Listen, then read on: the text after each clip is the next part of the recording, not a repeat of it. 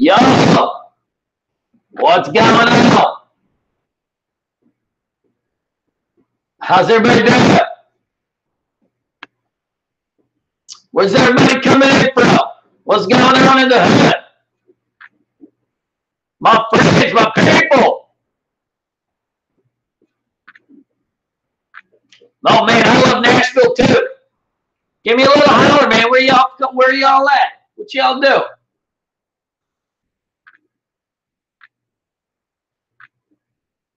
Yeah, you can ask whatever you want. You check your mic.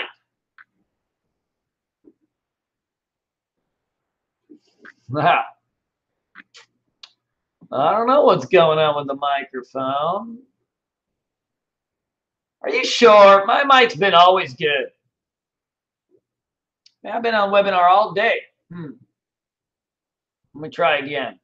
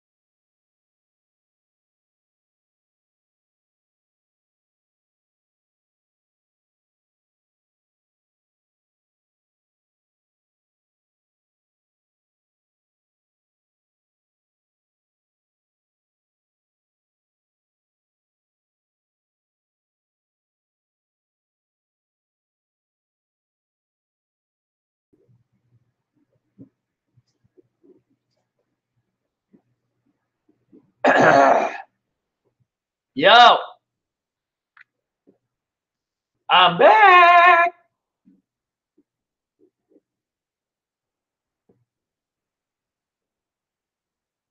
What about now? We okay?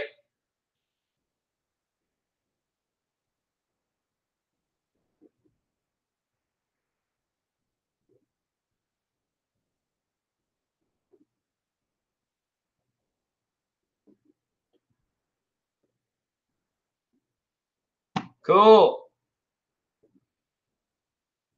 What's everybody been trading? Let's talk about it. Let me close some of my windows. Maybe that's messed up my computer. Hey, Jerry.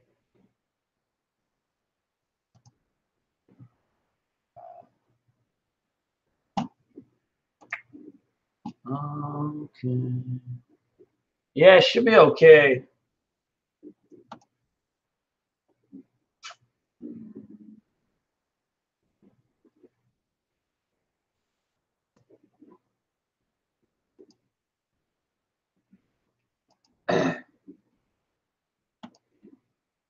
All right. Let's take a look. What are you guys all trading? Give me a little rundown.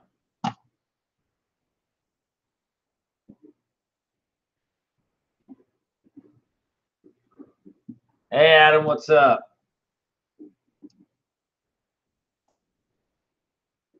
Yeah, so let's take a look at the general market because there's been nothing to play at all.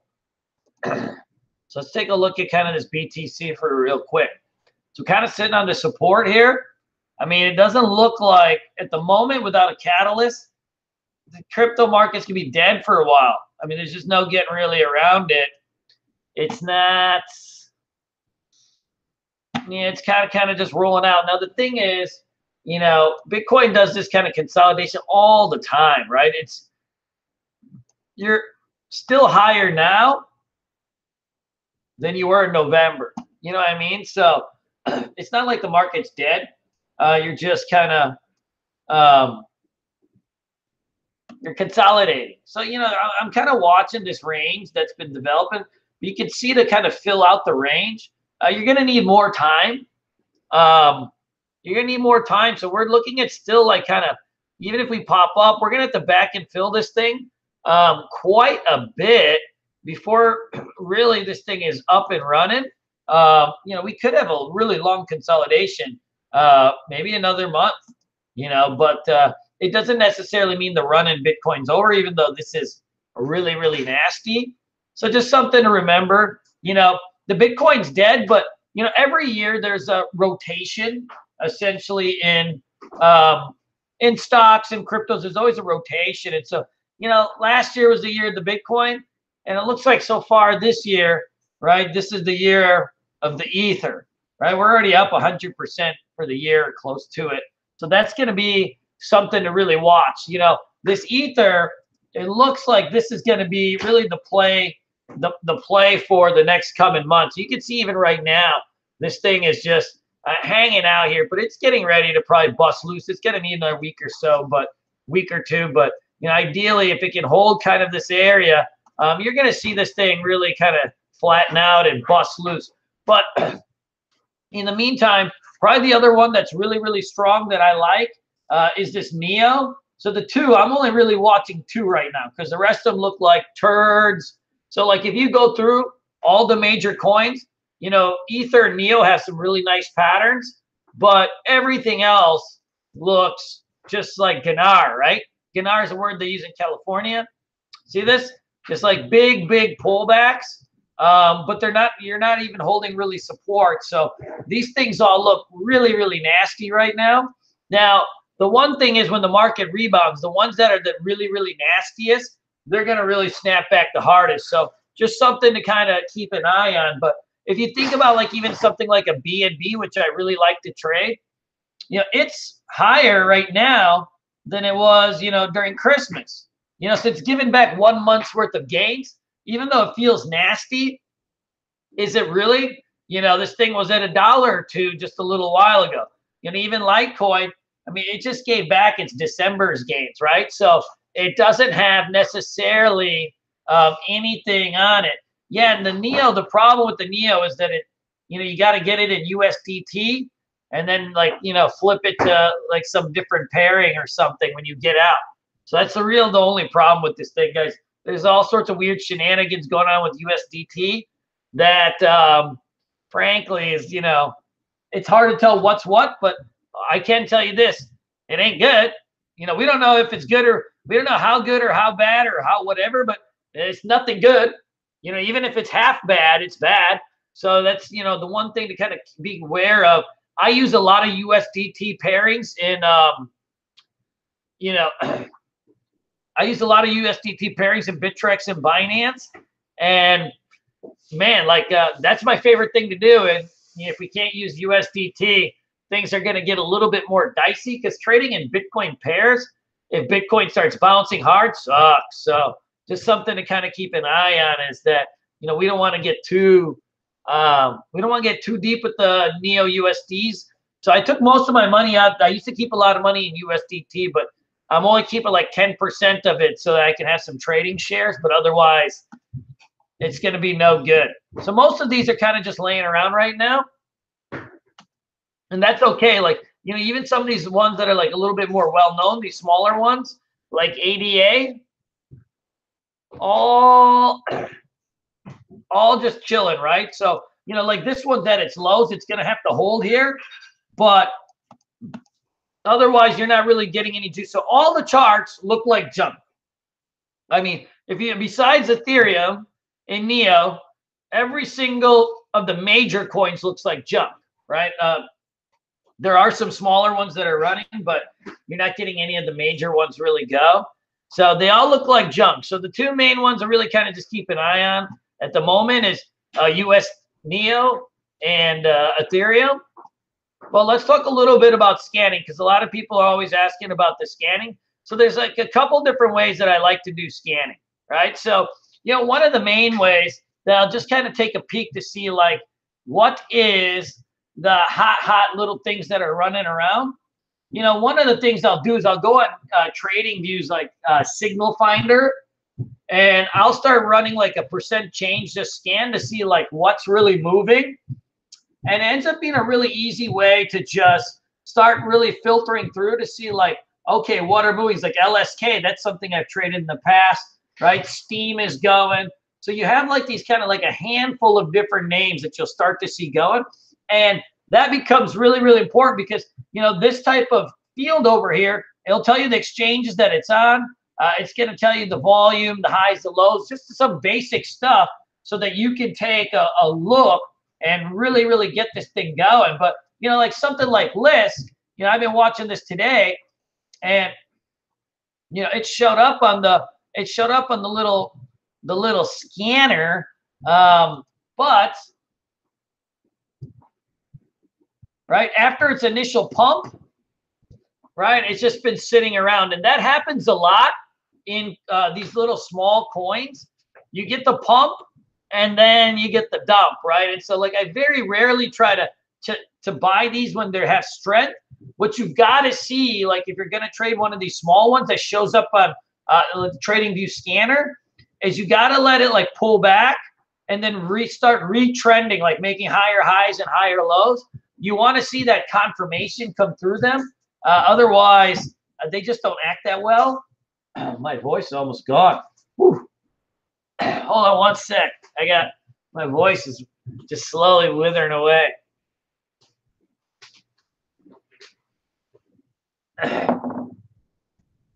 So let's look at some of these other ones that pop up on this.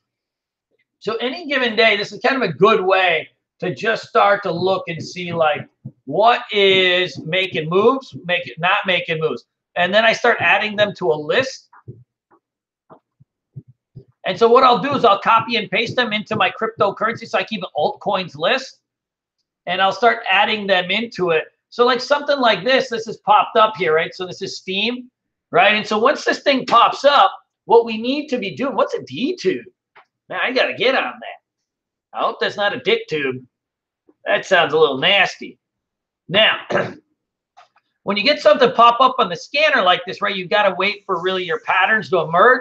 So the big thing to do is make sure you copy the coins out to your altcoin list, and then you'll be good to go, right? Now, this is the thing with all these things. Man, all these little turds are just that. Most of them are little turds, and so you got to make sure a couple things that happen with these. Number one is they got to have volume, right? They got to have volume, and then it's got to have a history for me of it actually holding and going on runs. I don't like the ones that just pump and dump because I don't want to be stuck in the dump, right? I don't mind being first, but I don't like being last. And so I always got to keep an eye on the volume on these. So that's one thing that I'll do every morning to kind of just see if there's anything interesting out there. The other thing that I'll do is, you know, I'll go on my Bittrex, for example. And, you know, when you're on your Bittrex, one of the easiest things that you can do, man, I got to get into this D2. Sounds dirty. Hold on here. One sec. Let me grab my authentications.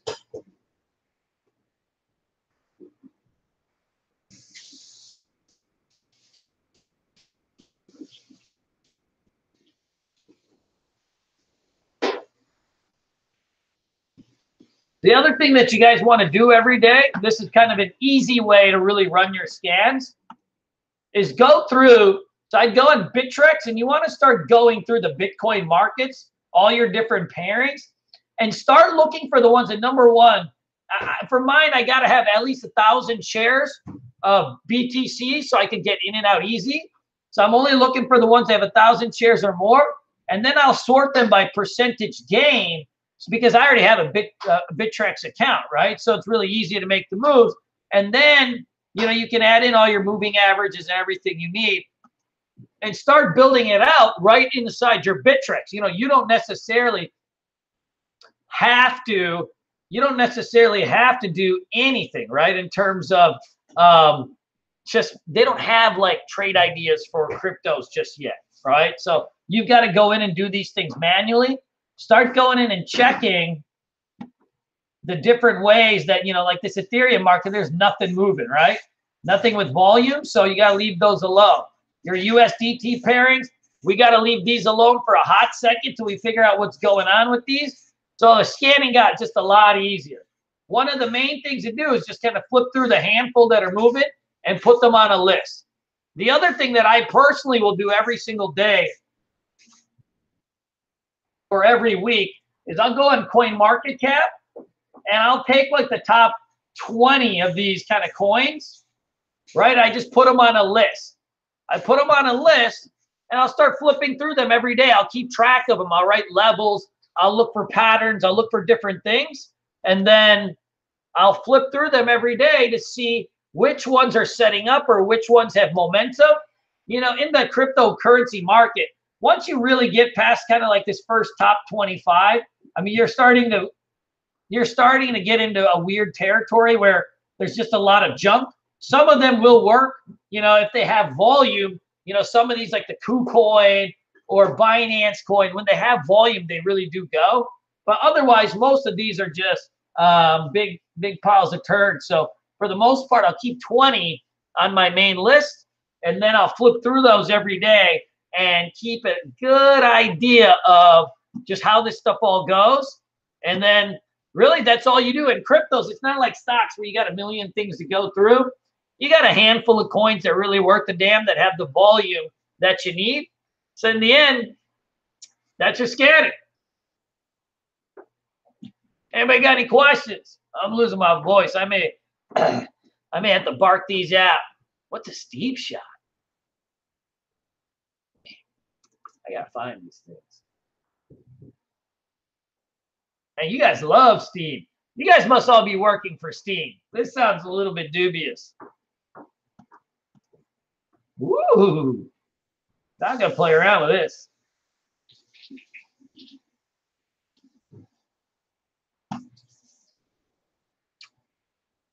Cool. Anybody else got anything to say? Man, you guys are quiet today. Must be all the steamers.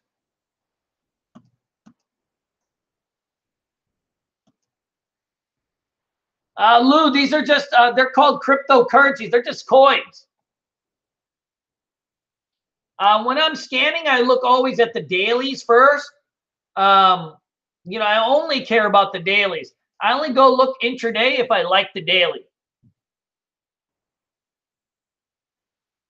Only thing I hodl are my balls.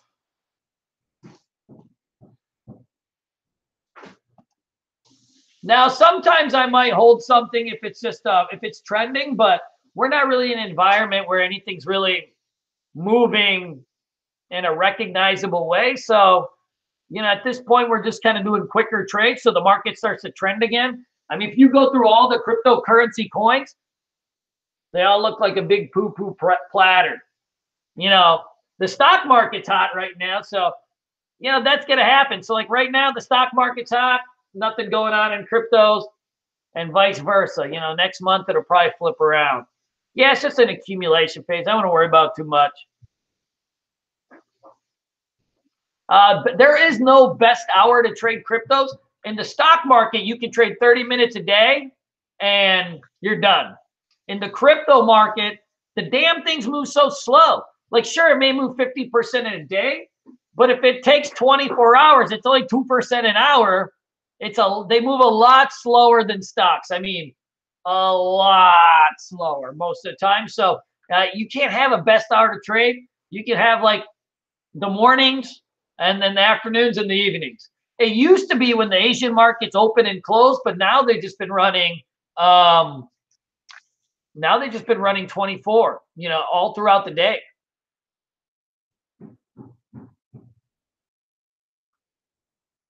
Oh, Mr. Ken Pasco, that's CoinMarketCap. Mr. Bottoms, of course I can help you anytime. You just let me know what I need to do. Erica, those things are done. So I got stopped out. I didn't enter UGC or ICX. And in the ADA, I got stopped out of it. So I only entered one of them. Let me show you the chart. So the UGC never went up.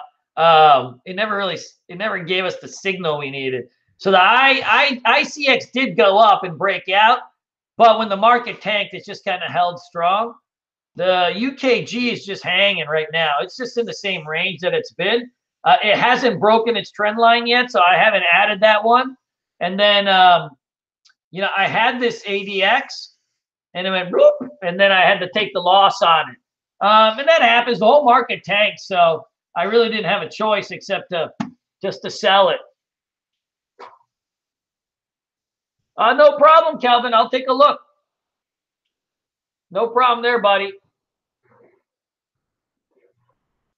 What is easier to trade from a technical standpoint? Stocks or cryptos? I would say stocks are probably easier to trade. When cryptos are running, they're easier to trade. When they're running. But like the last month, when they're not running, there's nothing to trade. In the stock market, the patterns are not, they don't move as aggressively or as clean as they do in cryptos, but every day you have something hot to trade. Where in cryptos, like I haven't made any trades today. I can't even find a trade. A trade could hit me in the balls and, you know, I wouldn't be able to find it. So there's just a little bit of difference. See, in the stock market, you have earnings and you have PRs. You have stuff like, you know, Steve Wynn touched some man's genitals in a bathroom and now he's getting kicked out of the casinos, right? You have like all these weird rumors that come around. And so, boom, right? Like the next thing you know, you get all this action where, you know, in cryptos, you don't have earnings. So you don't have necessarily news beyond just like news in Bitcoin or news about hacking. The only news you see in cryptos is hacking news, right? South Korean news, you know, but you don't necessarily see like big time news like this thing is making money, this not making money. So you don't have something to play every day. No, thanks, Miss Wanda. You have a good voice. Thanks, I need it.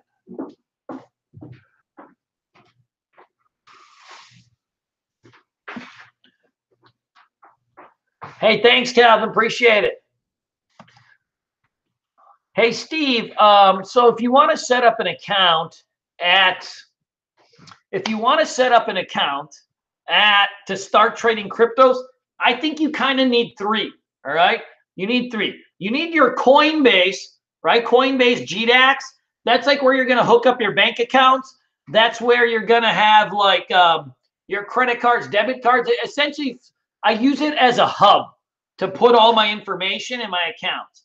And then I trade my major cryptocurrencies there.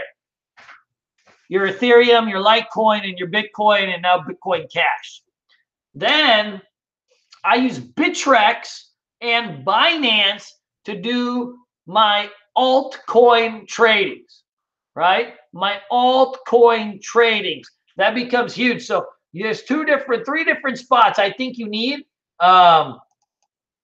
You want to go, you're going to need a few things to get started in cryptocurrencies or trading in general. One, you need a charting platform. So like I use TradingView for my charting. The second thing is you need a GDAX account, right? Because this is where you're going to hook up your bank accounts and all that fun stuff, right? So you can hook up all your bank wires and different things. So I use this as a hub, but you can also trade all your big coins on it. The second thing I use is Bittrex to trade all these little guys. And then besides Bittrex, it's good to have another one. I use Binance. The reason I like Binance is because, well, Binance has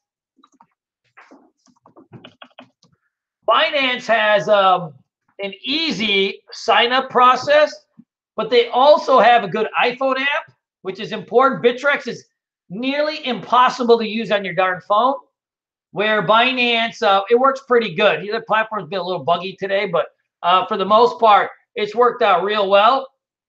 Ooh.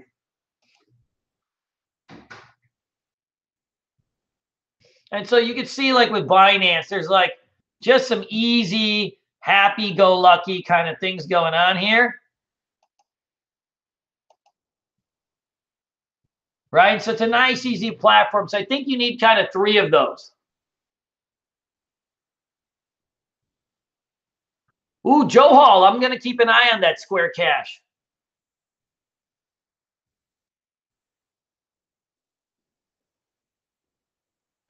Termination shock, I didn't know it was that much money. Shit.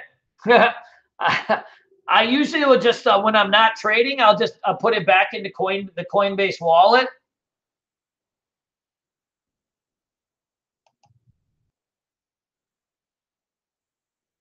Hey, TJ Carollo, how you doing? So, yeah, I didn't know shit.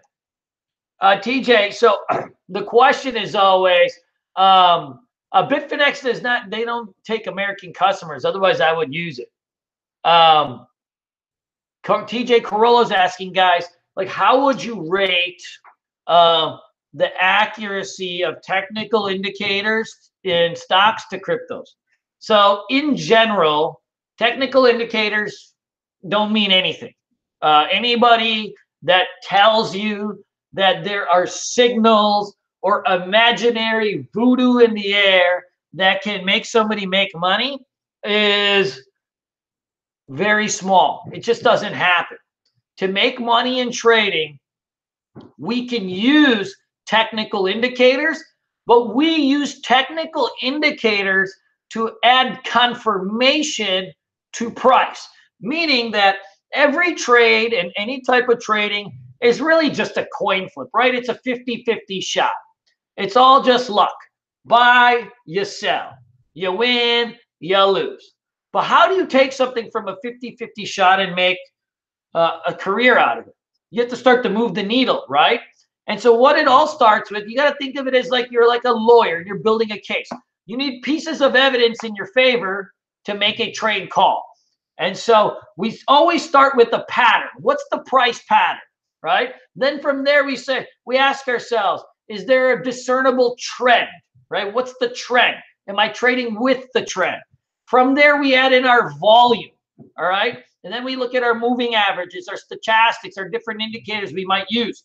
But now all indicators are just there to help confirm the price pattern. Indicators are not there to buy or sell. They can never tell us to buy or sell. They can never give us a signal. Because in trading, there is no such thing as green light buy, red light sell. There is no such thing as green light buy, red light sell. So we start with the price pattern and we start to overlay all these different tools that we have in our disposal so that we can say without a reasonable doubt that this trade is worth our time and our hard-earned money. And so no matter what, if you're doing futures trading, cryptos trading, stock trading, indicators will just be indicators. There's not one that works better than another. And there's not one where it works better in other markets, right? It's always, can you follow that process that I laid out before you get into a trade? And if you do that, no matter what instrument you choose, if you do it the way I just told you, you will win in all of them. Oh, yeah. Green lights and red lights, baby. You know what? I haven't personally, I put my name on that Robinhood thing, but you know, I don't even use the Robinhood app for stocks, so I doubt I'd use it for cryptos, but we'll see. Man, Miss Wanda made my tea so hot. I gotta cool this thing down. Hold on one sec.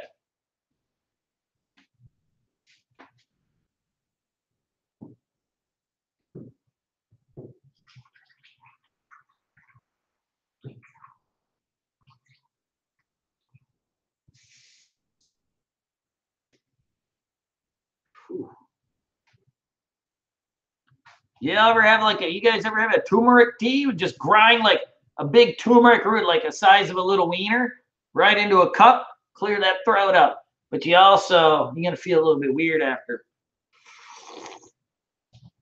It's like nitroglycerin. Whew. Oh, man. That's nice. Real nice. Hey, Steve Bottoms, man. I appreciate it. By the way, you can email me if you ever have any questions. You know, I definitely, I'm always around to answer questions and stuff. So you can email me if you just think of something. Hey, Bistick, how you doing, bro?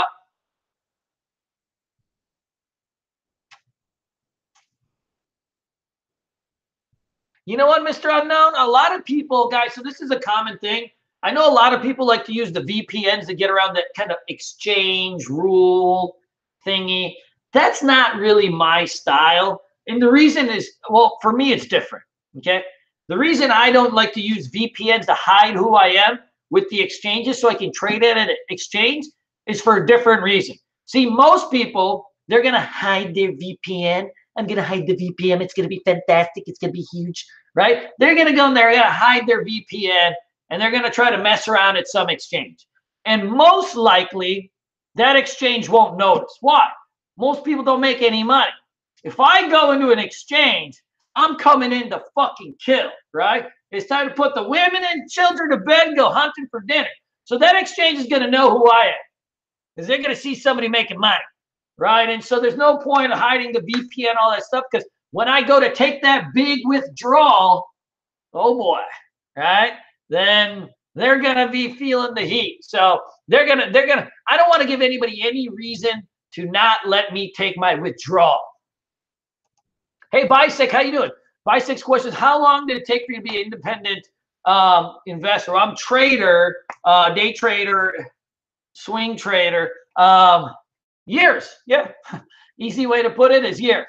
I tried a lot of years to learn how to trade on my own, and I had mixed results. Mixed results that were closer to bad than good. So I'd say more C- than B-. I met my mentor, Paul, in like 2007, 2008-ish, a little bit before that even. And, you know, he taught me some things.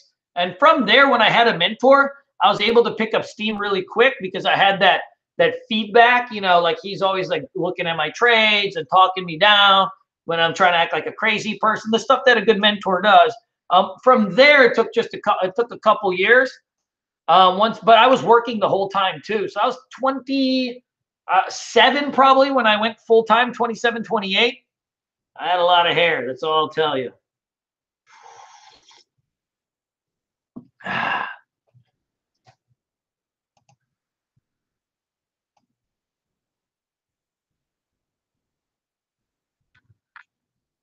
Yeah, I know what he means.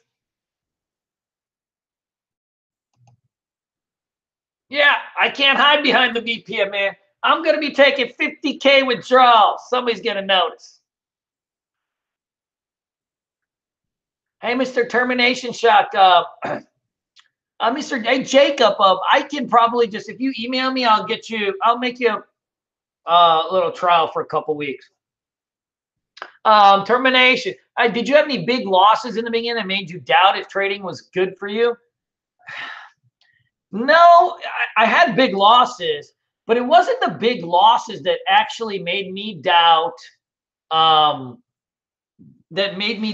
trading. I'll tell you what it was.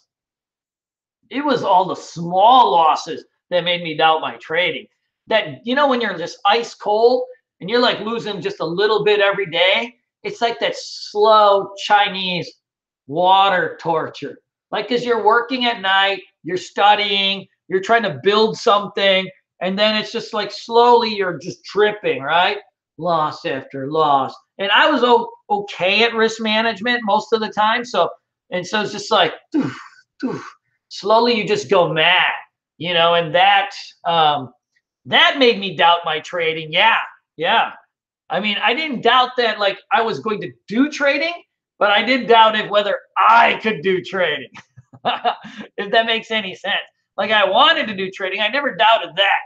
But I did doubt whether I personally, I still, you know, you still doubt things all the time. I start new businesses and stuff all the time. And I'm always like, oh, is that a good idea?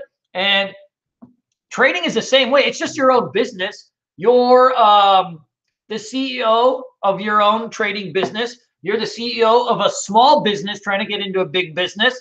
And I start businesses all the time. In the last year, we started a few, and every single one is the same as it was when I was trading. I'm like, do I really know what I'm doing here?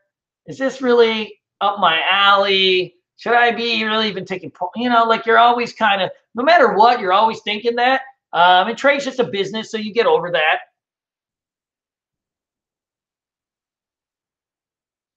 Bisic, so do you think a mentor is a fast line to progress in learning trading? Not necessarily, but I think for me it was because I'm hard-headed and I didn't have structure around my trades. I'm emotional. You'll see me like I'm emotional. I'm just a loose cannon. I needed structure around my trading. Without structure around my trading, I'd just be all in on every trade for the rest of my life. So like even right now to this day, on my trading platform, for example, I have physical limitations on my trading platform. If I'm not trading well, I can only buy maximum, say 1,000 shares. I can only lose X amount via the software in one day. If I'm trading good, I increase it. And so even as I got better, I had to put a lot of structure around my trading so that I can't, and this is in stocks, so that I don't go just buck wild.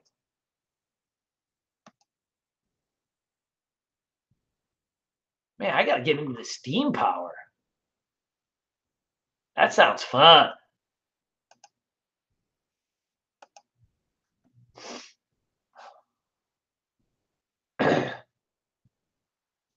Does that make sense, Bisec, by the way? Some people, they need that kind of constant attention. Do your homework, read this, but then, of course, just like the tidbits of life, right? Hey, in the morning, do this. At lunch, do this. At 8:30, do this. At 9:30, do this. And once I kind of had the recipe, then I can move things around on my own, right? You ever like get a recipe from a cookbook and you do it a bunch of times, and then you start to kind of ad-lib on the recipe, and then it's all of a sudden your dish. Ooh, you got to try my lasagna, right? All of a sudden, you've got your own dish. All you did was take somebody's recipe and, right? You said, man, I'm going to use a little paprika instead of cinnamon or whatever, right? And it's going to be a spicy lasagna. And next thing you know, that's how I started Bulls on Wall Street. I just took the things that Paul taught me and I learned from other people, added a sprinkle to it, and then here I am. Oh, here, I'll put it in the chat of my email, KUNAL_BULLSON.WS. Or you know what? You guys can always just hit me up on the contact page because I'm always on the Bulls on Wall Street site. There's a contact page. You can just go on there, and I'm always on that thing. Oh, it's a good question. So the question is, what time do you start your day? Great question. So I know a lot of people like to be like early risers, and that's like the hot thing to do right now. But I'm not really like that. I like to wake up with no alarm. It just it puts me in a lot better mood. So I'm up like 6:30-ish, and I like to shower and shave and get ready. You got to treat your job like your job, right? So I got to get ready, and then I usually hit the beach. Like, I'm over here in Destin. It's a little bit nippy out this time of year in the morning, but I go for a walk. Get my feet out barefoot, get my sand on the feet. I just walk. I find all my good ideas just come like when I'm just kind of like just walking along the water and I'm just like playing on my phone or listening to music, and you're just like aimlessly walking. For some reason, that helps a lot. That helps really a lot. Yeah, so I journal my trades in a few different ways. We use a couple different apparatuses, Evernote, and then to really keep track of things. And then we use spreadsheets in our bootcamp class. So we have a few different things that we use. So like if you look in, there's a couple things that you can use also that are pretty good. A lot of our students use TraderView. A lot of my guys use TraderView, which is a website where you can just directly upload your trades. And so like all these guys are my guys. You know, they upload their trades. And so what's cool about it is you can actually see like where somebody bought something, where somebody sold it on a graphical format. You can leave notes, and then other people can leave comments. And so, you know, that actually helps a lot. And so then that ends up, you know, getting shared with the community and stuff like that.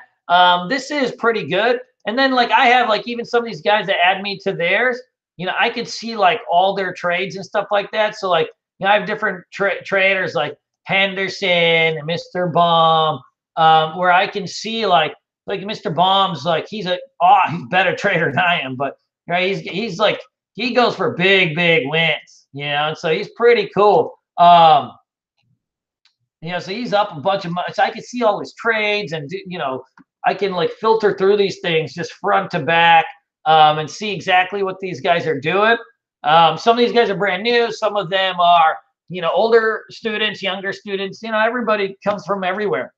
You know, the Chanel, she's a futures trader. She used to be one of my students. She's really good. So you can use something like that. And then the other thing that we do is, you know, we got this like some basic spreadsheets that like you can like take a screenshot and then put you know, put a screenshot of your trade. So like a lot of my students would do this. They'll put a screenshot of their trades, and then, you know, they leave a box for me for comments, notes. They'll put in like where they enter, exit, just like simple stuff. You don't need too much, but you want a good journal to just be able to you want to have a good journal just so you can be able to look back and see where you're making mistakes, but also like just to see like what type of trading you're doing good. Hey, Calvin, I'll take a look at that. Let me get on that.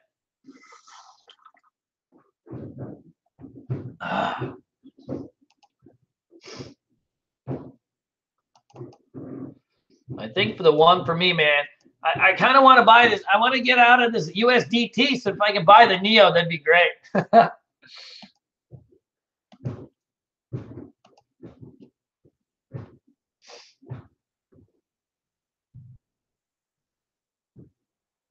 Hey, Francisco, I will.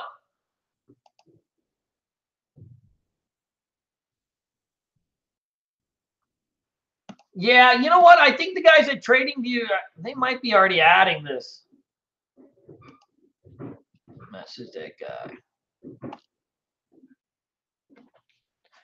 Yeah, this is more for stocks, but the good thing is like what you can do is with the TradingView is you can like narrow it down to you can narrow it down to like different reports. So like I can see like journal view, right? I can see all sorts of like different stuff, journal view, trade view. I can get reports. So like I can start to see like, okay, what's your average performance by the year? What's your cumulative? So I can check up on my students even if they add me. I can start to see like, okay, this is their P&Ls, win-loss days, aggregates per trade. You know, you can do a lot of stuff.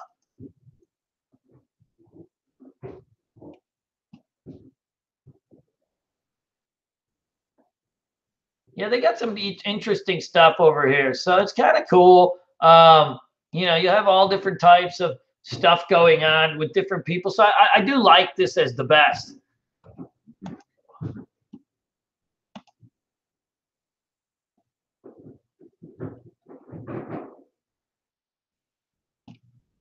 And you could use Evernote also. You know, Evernote could be something that you use that could be decent.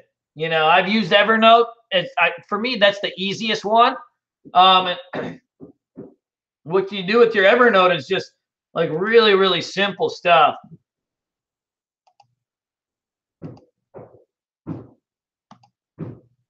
You know, so you can like just write in, you know, take snapshot of your P&Ls, you know, and then write down the setups, overall market conditions. You know, that's it. Evernote's really easy to use, I find.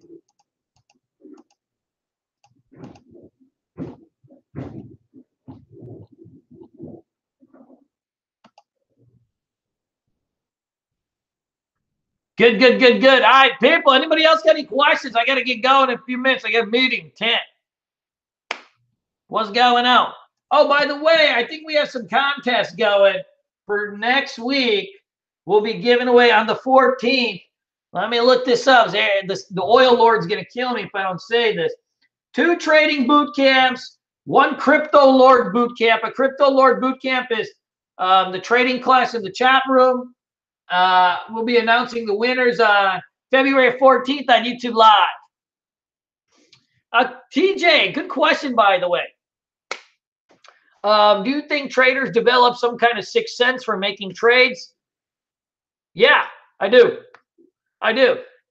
It's not a sixth sense. It's a matter of repetitions. So, like, think about this thing, TJ. So, like, my mom, right? So, I live with my mom forever. Indian people, we live with their moms forever. My mom, like, if I move a little bit funny, she's like, you're going to fart, aren't you, dirty boy? And I'm like, whoa, no farting here. Come on, we're adults. Disgusting, right? She just knows. I look at her funny. She knows I'm about to blow a fart. That's your mom's sixth sense, right? And that's just from what? Pattern recognition, right? From seeing it so many times, she knows that little twitch in my leg, something's coming for her, right? Trading's the same way. So think about it like this. I look at like 1,000 charts a night, right? When I'm flipping through my stocks, that's 200 trading days in a year, 200,000 charts in a year. You do it for 5 years, you have 1 million charts that you've looked at. Is it sixth sense, or is it just you've done so many repetitions that you've already, whether you're smart or not, you see something 1 million times, you will have it imprinted into your brain. Hey, stock picker, have you ever used cold storage cards from eBay or for Bitcoin? You know what? I have a Trezor that I bought directly from Trezor, but I have not done it from eBay. I would just go directly to Trezor or Ledger.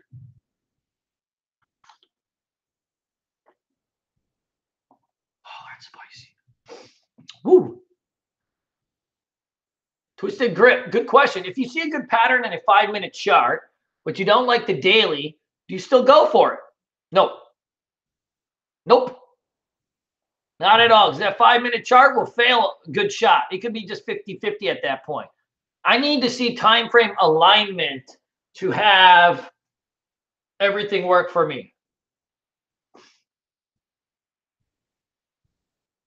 I didn't say instruct to buy tether. I said I'm trying to get rid of the tether. I still got a few left. I'm trying to buy Neo to get rid of the tether. Dork.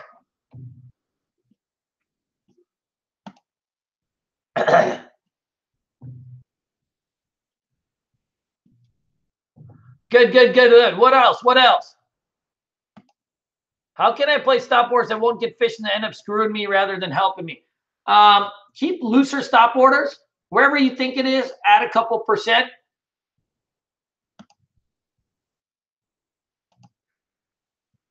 Man, you're like the Grim Reaper today, Mr. Unknown. But funny one. Michael, what's your best trade for this year? Ooh, I've had a couple really good ones. One of them was in BNB. You know, I started playing BNB at that first flag break at like 4. And then, you know, it ran to 9. Then we hit it again like hard. And then it ran up and it ran to like 24. Because it was liquid, I was able to get some good size in it. And it was cheap at the time. That was probably one of my better trades of the year. I've had quite a few good ones, though. I've had a bunch of really good ones in Ethereum because that one's been trading very, very well. I also had one in Litecoin where, you know, we ripped it on that $100 breakout. And, I mean, we were trading that thing back and forth into the 300s. So I've had a few good ones. They're not always explosive, though. You know, I trade for income, and then I have trades for wealth. You know, I'm trying to trade every day and take money out of the system to pay myself, of course, and then I have kind of longer-term stuff. Longer term as in like a few days to a couple of weeks. I'm not a hodler. Remember, the only thing in life you should hodl is your own balls. I trade 15-minute charts intraday on Kryptos and 5-minute charts. in stocks. Johnny Walker, what's up, baby? That's nice. Give me a little of that. Cool, cool, cool. I got to get going. Mr. Bottoms, there are no good coins to invest in right now. There's just a handful that we could be watching, like Neo and Ethereum. But the crypto market is suspect right now. But the good thing is when it's suspect is usually the time it rips. So suspect is also good. Jacob, I missed it. I only traded the first hour yesterday. I'm trying to do a 1 hour a day rule in the stocks. I always seem to do my best trades in the first hour, so I'm trying to keep them very, very short. Ooh, Darren, you're a quick, rowdy man. I gotta have slower plays in cryptos. Hey, I have been watching TRX. Thank you. All right, people, I gotta get going. It's been fun. I apologize about my voice. And I normally would be hooting and hollering for you guys today. That thing is just killing me. I've done so many classes today. You know how it goes. Man's got to go do what he do. Peace. It's been fun. It's been real. It's been fast. As always. Peace in the Middle East.